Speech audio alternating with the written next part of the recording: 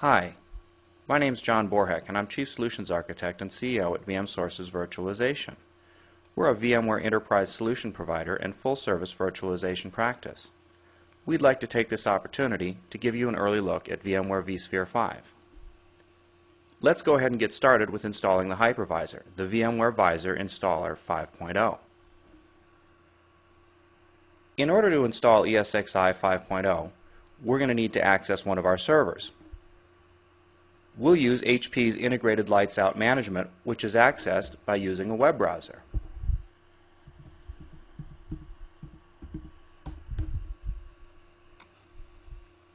With Integrated Lights Out, or ILO, you have access to a remote console.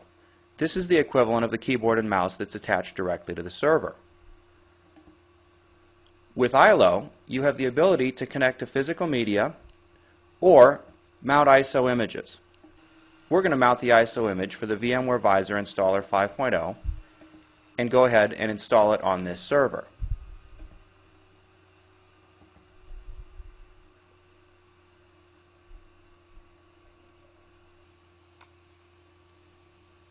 I'd like to point out that this is an actual HP server, not a virtual machine created in VMware Workstation or some other emulated environment, an actual HP server.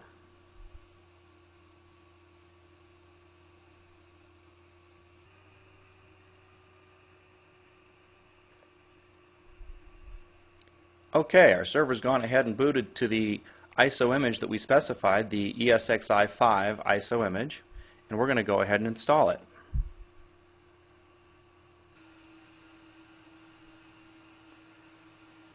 The first thing that has to happen with ESXi 5 is the bootloader, all of the drivers, and the VMware tools have to load.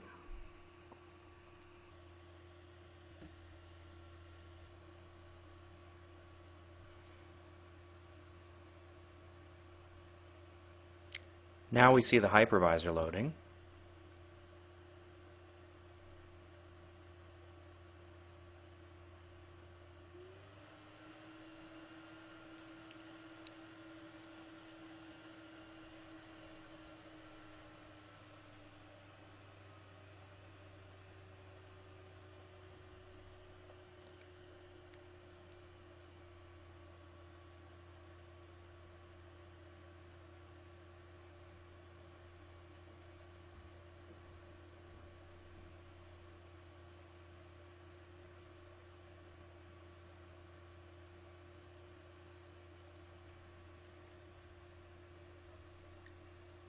And now we get to choose the few options that we get to pick during the ESXi installation process.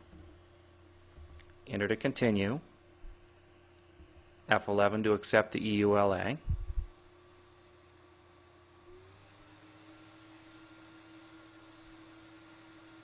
it sees our local HP logical drive. We're going to choose a keyboard. This is new, by the way, in ESX5. The ability to specify a password is also new in ESXi 5.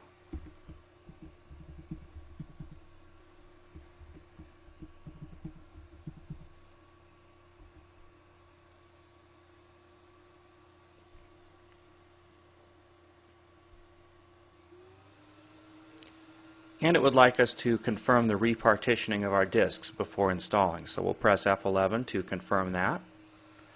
And the ESXi 5.0 installation process is off and running.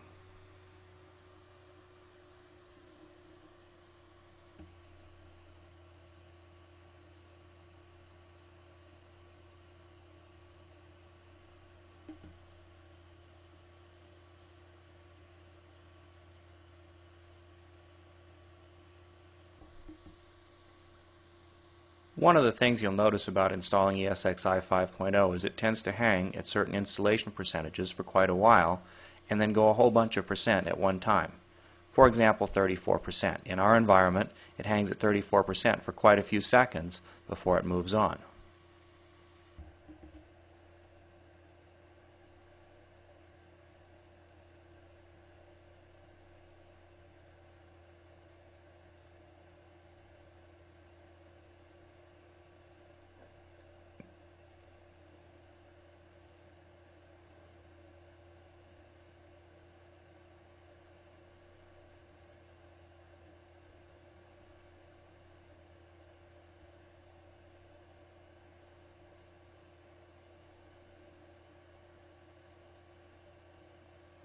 and the installation has been completed successfully. Please note it reminds you to remove the installation disk before rebooting.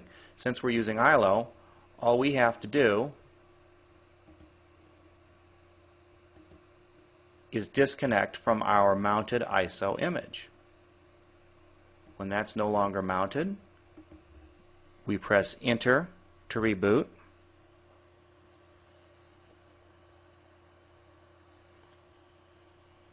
And the server will shut down and reboot.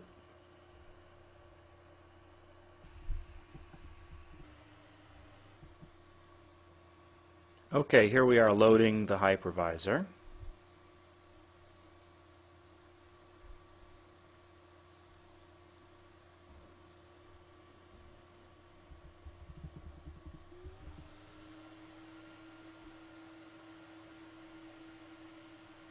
Starting virtualization.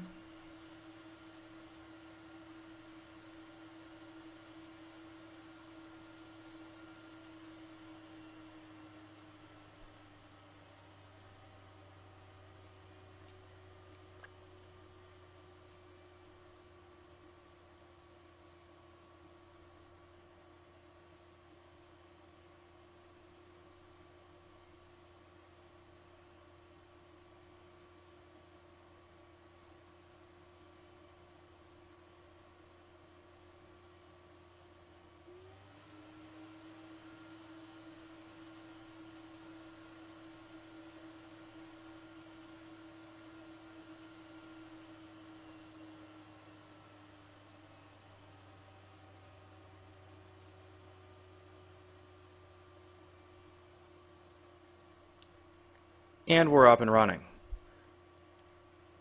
All in all, the process of installing ESXi 5 was quite simple and only a little bit different than in previous versions.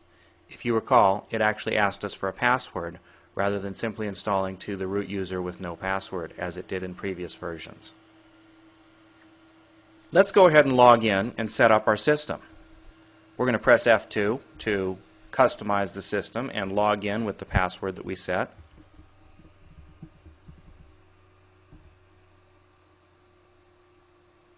The interface is a little bit cleaner than in previous versions, but otherwise largely the same.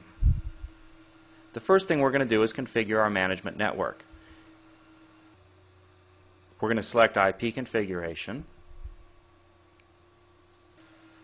And as you can see, it's been configured to use a DHCP supplied IP address.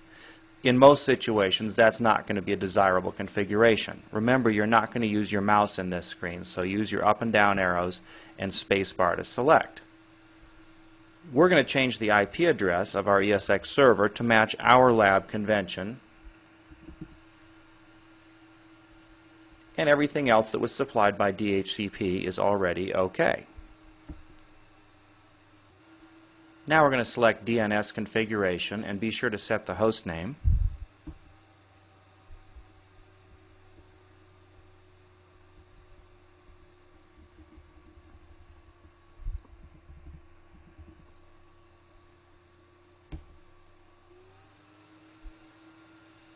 And we're going to press Escape to return to the previous menu. Yes, we're going to apply the changes and restart the management network. Now we're going to scroll down to Troubleshooting Options. I would like to enable the ESXi shell, which is going to allow me to log into the console using ILO, and I would like to enable SSH, which is going to allow me to log in to the command line interface using PuTTY. I'm going to restart the management agents once again.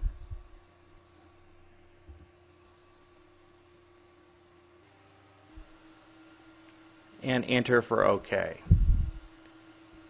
We're all done here on the console, so before we leave, we're not just going to disconnect, we're going to press Escape to exit, and we're going to press Escape to log out. When we're finished configuring our ESX server at the console, we want to be sure to leave it secure, so log out to this secure splash screen. We're going to exit our remote console, and in fact we're going to exit ILO. Now in previous versions of ESX, it was possible to download and install the client directly from the ESX server.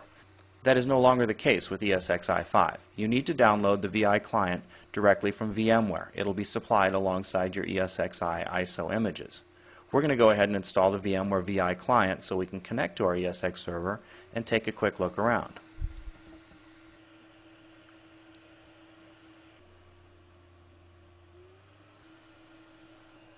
And the installation is completed.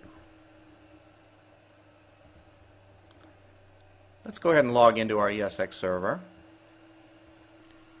We're going to type the name of our ESX server.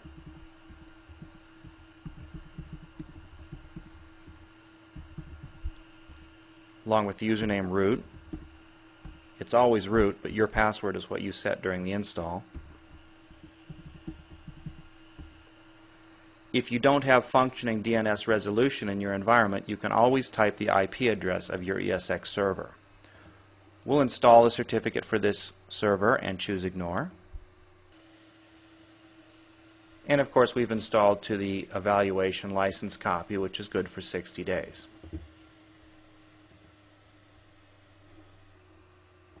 Taking a quick look around, we see a very familiar interface.